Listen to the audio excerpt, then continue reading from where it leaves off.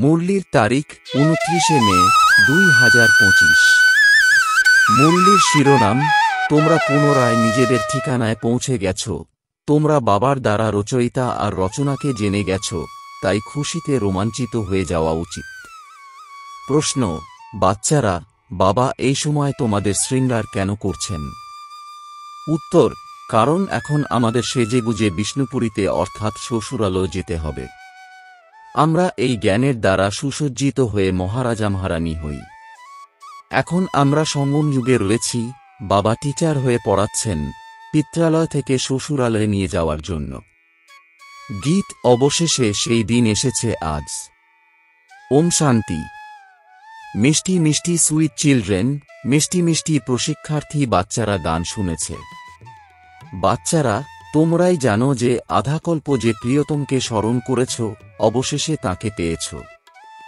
দুনিয়া এ কথা জানে না যে আমরা আধাকল্প ভক্তি করেছি, তারা প্রিয়তম বাবাকে আহ্বান করে। আমরা হলাম প্রিয়তমা, তিনি হলেন প্রিয়তম অর্থাৎ মাসুক, এও কেউ জানে না। বাবা বলেন, রাবণ তোমাদের সম্পূর্ণরূপে তুচ্ছ বুদ্ধি সম্পন্ন করে দিয়েছে, বিশেষ করে ভারতবাসীদের। তোমরাই যে দেবী দেবতা ছিলে তাও তোমরা ভুলে গেছ, তাহলে তুচ্ছ বুদ্ধি সম্পন্নিত হলে। নিজের ধর্মকে ভুলে যাওয়া, এ হল তুচ্ছ বুদ্ধিরই কাজ। এখন এ কথা শুধুমাত্র তোমরাই জানো। আমরা অর্থাৎ ভারতবাসীরা স্বর্গবাসী ছিলাম। এই ভারত স্বর্গ ছিল। সামান্য সময়ই হয়েছে।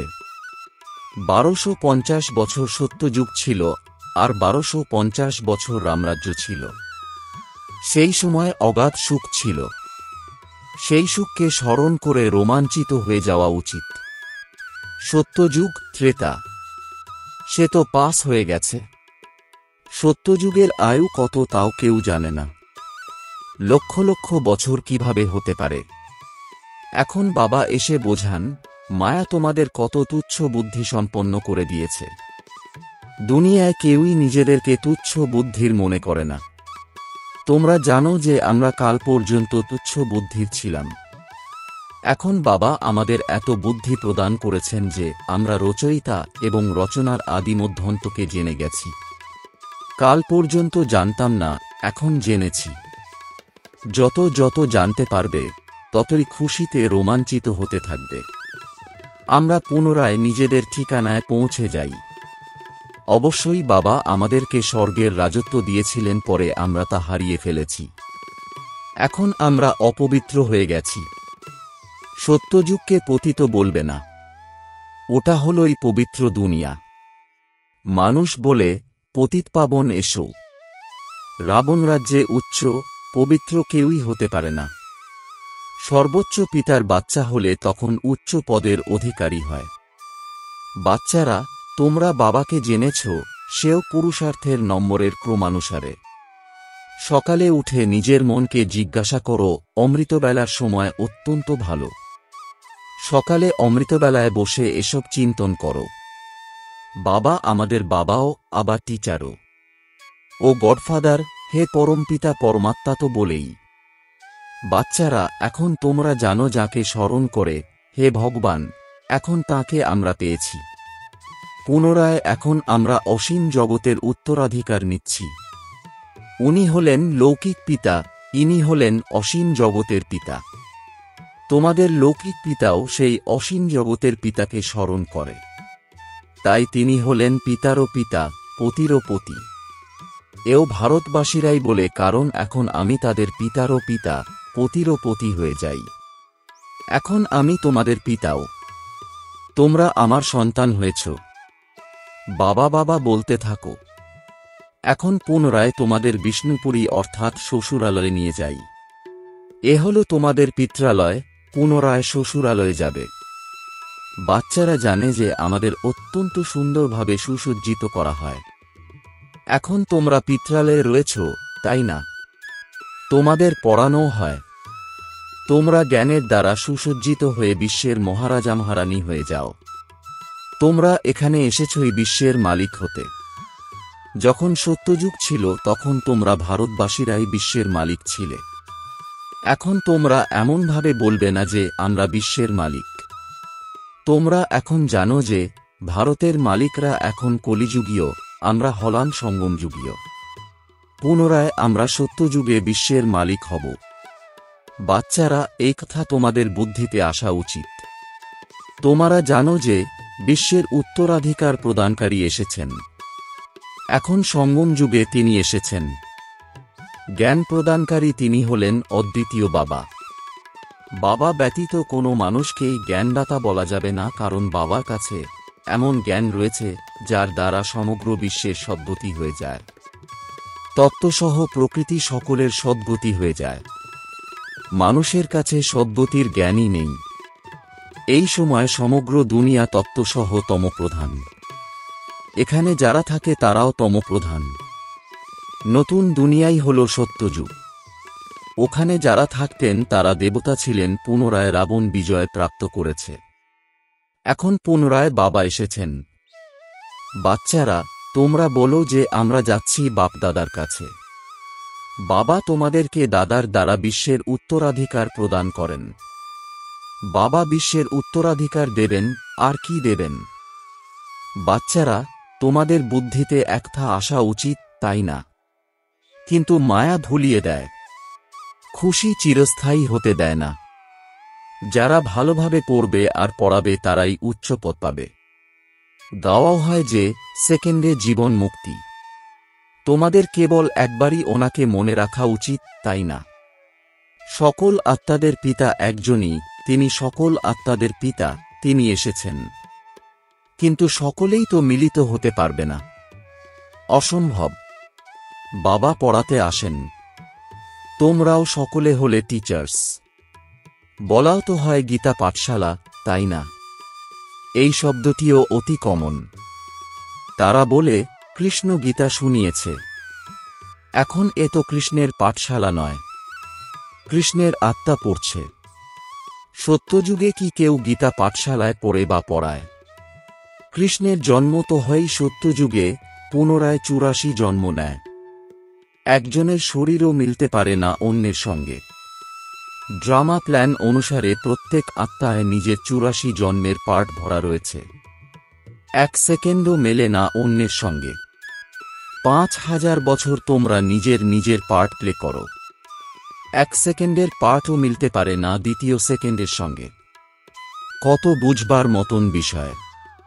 এ তো ড্রামা, তাই না? পার্ট রিপিট হতে পারে। এছাড়া বাকি ওইসব শাস্ত্র সবই ভক্তিমার্গের। আধাকল্প চলে ভক্তিমার্গ, পুনরায় আমি এসে সকলের সদ্গতি করি। তোমরা জানো যে 5000 বছর পূর্বে রাজত্ব করতাম। সদ্গতিতে সুখে ছিলাম। দুঃখ নামের কোনো চিহ্নটুকুও ছিল না। এখন তো দুঃখী দুঃখ। একে দুঃখধাম বলা হয়। শান্তিধাম, সুখধাম আর দুঃখধাম। আমি এসে ভারতবাসীদেরই সুখধামের পথ বলে দিই। পুনরায় প্রতিকল্পেই আমাকে আসতে হয়। অনেকবার এসেছি, আসতেই থাকব। এর কোনো শেষ হতে পারে না। তোমরা যখন পরিক্রমা করে দুঃখধামে আসো তখন আমাকেও আসতে হয়। এখন তোমাদের 84 জন্মের চক্রের স্মৃতি এসেছে। বাবাকে রচয়িতা বলা হয়। এমন নয় যে ড্রামার কোনো রচয়িতা আছে। রচয়িতা অর্থাৎ এই সময় এসে সত্যযুগের রচনা করেন। সত্যযুগে যাদের রাজ্য ছিল পরে তা হারিয়ে ফেলেছে, তাদেরকেই বসে পড়াই। বাচ্চাদের অ্যাডপ্ট করি। তোমরা হলে আমার সন্তান, তাই না? তোমাদের কোনো সাধু সন্তানই পড়ায় না। যিনি পড়ান তিনি হলেন তোমাদের একমাত্র পিতা, যাকে সকলেই স্মরণ করে। তাহলে অবশ্যই পতিতপাবন পিতা আসেন। খ্রাইস্টের উদ্দেশ্যে একটা বলতে পারবে না যে পুনরায় এসো। তারা মনে করে বিলীন হয়ে গেছে। পুনরায় আসার কোনো কথাই নেই। তবুও পতিতপাবনকে স্মরণ করে। পুনরায় আমাদের অর্থাৎ আত্মাদের উত্তরাধিকার প্রদান করো। বাচ্চারা, এখন তোমাদের স্মৃতিতে এসেছে যে বাবা এসেছেন। নতুন দুনিয়ার স্থাপনা করবেন। তারা যদিও নিজেদের সময়ানুসারে রজ তমতেই আসবে। বাচ্চারা, এখন তোমরা জানো যে আমরা মাস্টার নলেজফুল হই। বাচ্চারা, একমাত্র বাবাই যিনি তোমাদেরকে পড়িয়ে বিশ্বের মালিক করে দেন। স্বয়ং হন না, তাই ওনাকে বলা হয় নিষ্কাম সেবাধারী। মানুষ বলে যে আমরা ফলের আশা করি না, আমরা নিষ্কাম সেবা করি, কিন্তু এমন হয় না। যেমন সংস্কার নিয়ে আসে সেই অনুসারে জন্ম হয়, কর্মের ফল অবশ্যই প্রাপ্ত হয়। সন্ন্যাসীরাও গৃহস্থীদের কাছে জন্ম নিয়ে পুনরায় সংস্কার অনুযায়ী সন্ন্যাস ধর্মে চলে যায়। যেমন বাবা সৈন্যদের উদাহরণ দেয়। তারা বলে, গীতায় লিখিত রয়েছে যে যার যুদ্ধক্ষেত্রে মৃত্যু হবে সে স্বর্গে যাবে, কিন্তু স্বর্গে যাওয়ারও তো সময় চাই, তাই না? স্বর্গকে তো লক্ষ লক্ষ বছরের বলে দেয়। এখন তোমরা জানো যে বাবা কি বোঝান আর গীতায় কি লিখিত রয়েছে। বলে, ভগবানুবাচ, আমি সর্বব্যাপী। বাবা বলেন, কি করে আমি নিজেকে এমনভাবে গালি দেব যে আমি সর্বব্যাপী? কুকুর বিড়াল সবেতেই বর্তমান। আমাকে তোমরা জ্ঞানসাগর বলো, তাহলে আমি নিজেকে এমন কথা কিভাবে বলবো? কতখানি মিথ্যা! জ্ঞান কারোর মধ্যেই নেই। সন্ন্যাসীদের কত সম্মান, কারণ তারা পবিত্র। সত্যযুগে কেউ গুরু হয় না। এখানে স্ত্রীকেও বলা হয় যে তোমার স্বামী তোমার গুরু, ঈশ্বর, দ্বিতীয় কোনো গুরু করো না। সেও তো তখন বোঝানো হতো যখন ভক্তিও শতপ্রধান ছিল। সত্যযুগে গুরু ছিল না। ভক্তির শুরুতেও গুরু প্রথা ছিল না।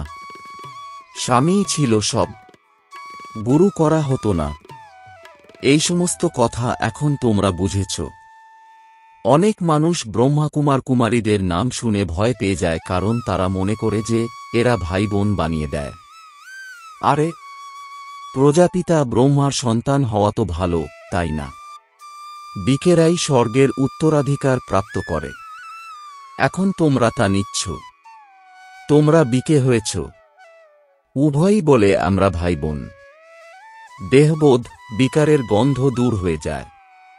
আমরা এক পিতার সন্তান ভাই বোন, তাহলে কি করে বিকারে যেতে পারি? এ হল মহাপাপ। পবিত্র থাকার এই যুক্তি ড্রামায় রয়েছে। সন্ন্যাসীদের হল নিবৃত্তিমার্গ, তোমরা হলে প্রবৃত্তিমার্গীয়। এখন তোমাদের এই ছি ছি দুনিয়ার রীতিরেওয়াজকে পরিত্যাগ করে এই দুনিয়াকেই ভুলে যেতে হবে। তোমরা স্বর্গের মালিক ছিলে, পুনরায় রাবণ কত অপবিত্র করে দিয়েছে। এও বাবা বুঝিয়েছেন। কেউ কেউ বলে, আমরা কিভাবে মানব যে আমরা 84 জন্ম নিয়েছি? 84 জন্ম নিয়েছ, এ তো আমরা ভালো কথাই বলি, তাই না? 84 জন্ম না নিলে বুদ্ধিতে বসবে না। বোঝা যায় যে এরা দেবী দেবতা ধর্মের নয়, স্বর্গে আসতে পারবে না। প্রজাতেও কম পদ লাভ করবে। প্রজাতেও ভালো পদ, কম পদ রয়েছে, তাই না? একটা কোনো শাস্ত্রতে নেই। ভগবান এসে রাজ্য স্থাপন করেন। শ্রীকৃষ্ণ তো বৈকুণ্ঠের মালিক ছিলেন, স্থাপনা করেন বাবা। বাবা গীতা শুনিয়েছেন, যার দ্বারা এই পদ প্রাপ্ত করেছ, পুনরায় পড়া আর পড়ানোর প্রয়োজনই নেই। তোমরা পড়াশোনা করে পদ প্রাপ্ত করে নাও। পুনরায় গীতার জ্ঞান কি পড়বে না পড়বে না? গীতার দ্বারা সদ্গতি প্রাপ্ত করা হয়ে গেছে। যত পুরুষার্থ করবে ততই উচ্চ পদ লাভ করবে। যতটা পুরুষার্থ কল্পপূর্বে করেছিল ততটা করতেই থাকে। সাক্ষী হয়ে দেখতে হবে। টিচারদেরকেও দেখতে হবে যারা আমাদের পড়িয়েছেন। আমাদের ওনাদের থেকেও হুঁশিয়ার হতে হবে। ব্যবধান অনেক বেশি। উচ্চতম হওয়ার জন্য প্রচেষ্টা করতে হবে। মূল কথা হল তমপ্রধান থেকে শতপ্রধান হতে হবে। এ হল বোঝার মতন বিষয়, তাই না? গৃহস্থ ব্যবহারে থাকতে হবে, বাবাকে স্মরণ করতে হবে, তবেই তোমরা পবিত্র হয়ে যাবে। এখানে সকলেই পতিত, এখানে দুঃখী দুঃখ। সুখের রাজ্য কখন ছিল তা কেউই জানে না। দুঃখে বলে, হে ভগবান, হে রাম, দুঃখ কেন দিয়েছ? ঈশ্বর তো কাউকে দুঃখ দেয় না, দুঃখ দেয় রাবণ। এখন তোমরা জেনেছ যে আমাদের রাজ্যে আর কোন ধর্ম থাকবে না, পরে অন্যান্য ধর্ম আসবে। অবশ্যই তোমরা যেখানেই যাও তোমাদের অধ্যয়ন তোমাদের সঙ্গে রয়েছে, তোমরা মনমনাবগোর লক্ষ্য পেয়েছ, বাবাকে স্মরণ করো। বাবার থেকে আমরা স্বর্গের উত্তরাধিকার প্রাপ্ত করছি। এও কি স্মরণ করতে পারো না? এই স্মরণও পাকা হওয়া উচিত। তাহলে অন্তিম সময়ে যেমন মতি তেমনই গতি প্রাপ্ত হয়ে যাবে। আচ্ছা, মিষ্টি মিষ্টি প্রশিক্ষার্থী বাচ্চাদের মাতাপিতা বাপদাদা স্মরণের স্নেহসুমন আর সুপ্রভাত। আত্মাদের পিতা তাঁর আত্মারূপী বাচ্চাদেরকে জানাচ্ছেন নমস্কার। ধারণার জন্যে মুখ্য সার: ১. সকাল অমৃতবেলায় উঠে স্মরণ করতে হবে, বাবা আমাদের বাবাও, টিচারও, এখন বাবা এসেছেন আমাদের জ্ঞানরত্নের দ্বারা শৃঙ্গার করতে। তিনি হলেন পিতারও পিতা, পতিরও পতি। এইভাবে স্মরণ করে অপার খুশির অনুভব করতে হবে। ২. প্রত্যেকের পুরুষার্থকে সাক্ষী হয়ে দেখতে হবে, উচ্চপদের মার্জিন অর্থাৎ পাওয়ার সুযোগ রয়েছে, তাই তমপ্রধান থেকে শতপ্রধান হতে হবে। বরদান: ভাইসলেসের শক্তির দ্বারা সূক্ষ্ম লোক বা ৩ লোকের অনুভবকারী শ্রেষ্ঠ ভাগ্যবান ভব। এর বিস্তার: যে বাচ্চাদের কাছে ভাইসলেসের শক্তি রয়েছে, বুদ্ধির যোগ একদম রিফাইন, এইরকম ভাগ্যবান বাচ্চারা সহজেই ৩ লোকে বিচরণ করতে পারে। সূক্ষ্ম লোক পর্যন্ত নিজের সংকল্প পৌঁছানোর জন্য সর্বসম্বন্ধের সারযুক্ত সূক্ষ্ম স্মরণ চাই। এটাই হল সবথেকে পাওয়ারফুল কানেকশন। এর মধ্যে মায়া ইন্টারফেয়ার করতে পারবে না। তো সূক্ষ্ম লোকের অপার সৌন্দর্য অনুভব করার জন্য নিজেকে ভাইসলেসের শক্তির দ্বারা সম্পন্ন বানাও। স্লোগান: কোনো ব্যক্তি, বস্তু বা বৈভবের প্রতি আকৃষ্ট হওয়াই হল কম্প্যানিয়ন বাবাকে সংকল্প থেকে তালাক দেওয়া। ওম শান্তি।